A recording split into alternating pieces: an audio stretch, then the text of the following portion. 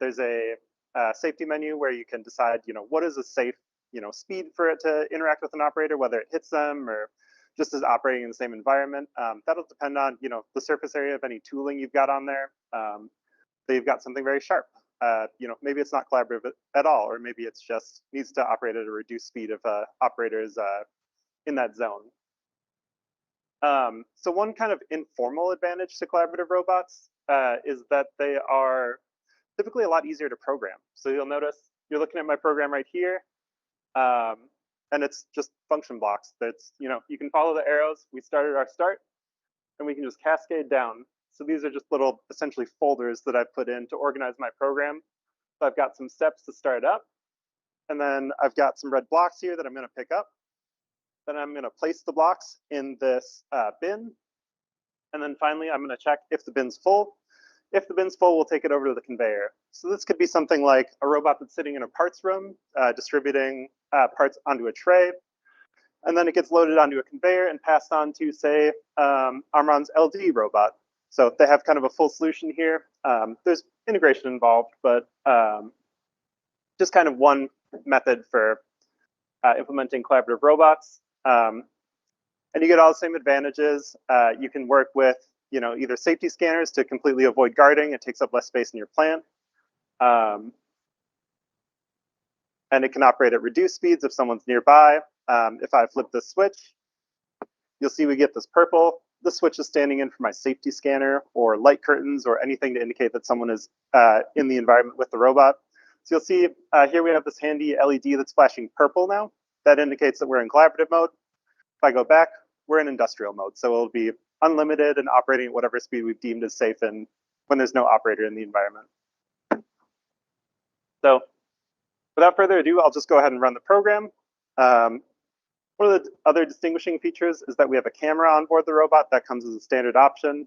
And the entire vision programming interface is built into the robot. So with that, we get a checkerboard to calibrate our inspections. So really, we just have to set this under the robot. It does a couple of calibration steps, and then it knows exactly where the objects are in 3D space, which allows me to pick up these blocks without doing any sort of exterior programming, pulling any sort of cameras outside. It makes it so that it's a lot simpler to implement the vision. So I'll go ahead and play on my pendant. And you'll see while we're operating, we have this interface. We have a camera right here indicating where we'll eventually see images as the robot takes images. You'll see it's found some blocks, and it's going to go ahead and reach down and pick them. Since I'm operating in programming mode, it's going to start its slow speed, 5%. Right here on the pendant, I can speed it up by hitting the plus sign. Now you'll see that we're also looking for this Omron landmark target. This is kind of a special thing that they've implemented. So not only does it know where it is, left to right in your X, Y dimensions, it can also gather rotation and then even tilt and height. So say, I place a crooked on here. As it comes back and finds the landmark, it's going to notice that and even match the crookedness of the tray.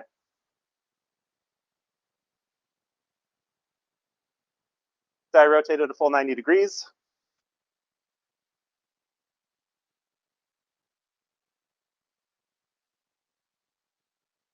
And it's still going to detect it and place it in the right location. Now, you might not do that for every step. Say the operator just walks into the cell, places the tray, and then walks out. But maybe you don't need fixturing then in that case. Other advantages for this is you could have this robot on a cart. You could have it, say you're not running this machine one day, you want to go tend another machine another day. You can roll that up to the cell, have these landmarks on the cell, and train all your points relative to it. And then without a lot of extra programming or reprogramming, you can move this robot about your plant. You'll see that it's asked me if I want to reload. I can send pop-ups to the operator. This interface can either be on a Windows computer, tablet, or a pendant that's actually hooked up to the robot. So if we went one step further, we could have this conveyor turn on and then actuate and load up the LD. That's something we've implemented at trade shows in the past, but in this case, we're just doing a simple, robot standalone that might involve another PLC to manage the LD robot.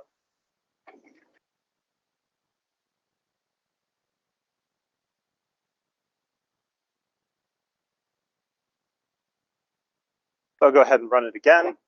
You'll see as the operator, I can select whether I want to keep reloading or if I want to quit the program.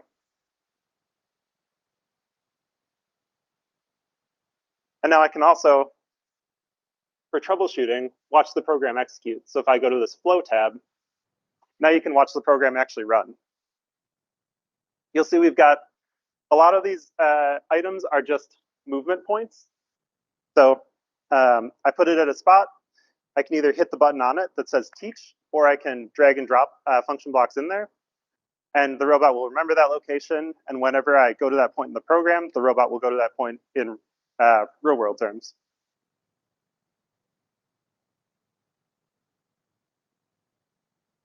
And it might be executing a little faster than you can kind of see. We'll go through in a second and look at all these points.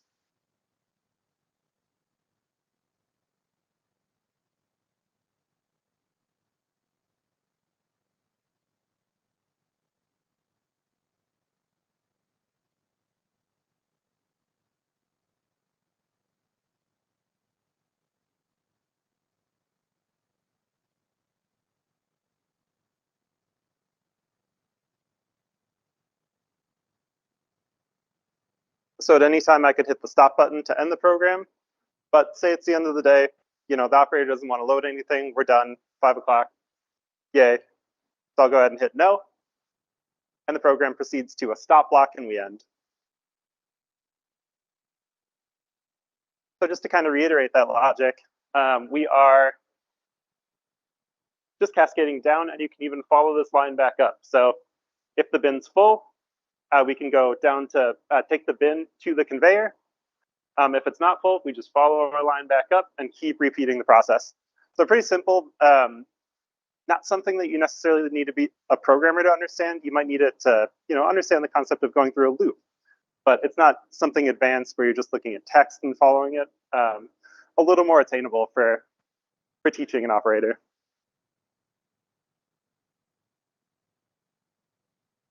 And then lastly, here's that pop-up option that you saw on the screen. Do we reload the bin? Yes or no? So pretty straightforward.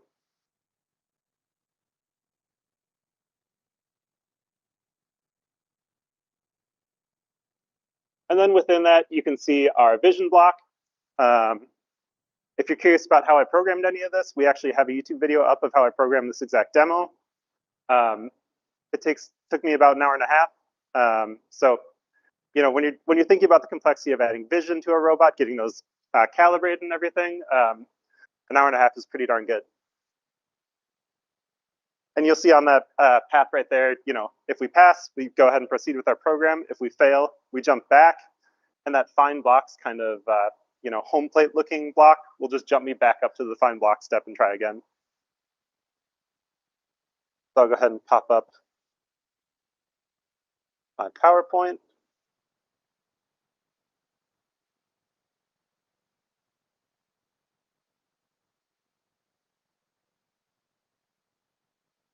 So what you saw was just one option, one way to implement the robot. Obviously, there are as many ways as you can think of to implement it. For every application, there's a different size robot. This is the smallest robot.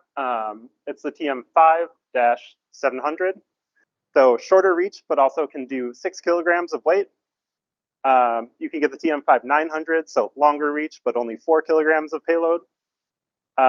Then we jump up to the 12 kilograms, so 1,300 millimeters of reach, starting to get closer to that HC10 for the Monoman. The TM14, so 14 kilograms payload, once again, shorter reach, but more payload. And then we can jump all the way up to the TM20, which is 20 kilograms of payload and that 1,300 millimeters of reach. So this was kind of a restocking, maybe, parts handling application, even a pick and place. But there's tons of other things out there. For our open house, we're looking to do a mock-up machine tending demo. So roll it up to a machine, reload parts, unload them, maybe even do a basic inspection, or are we full? Of course, like often mentioned, palletizing. We could do packaging, assembly. There are screw driving end effectors for this as well. And then recently we've also been seeing interest in mobile manipulation. So that is, like the picture shows, the robot actually rides along on top of this. It has a special DC power supply. It's driven by the robot's battery.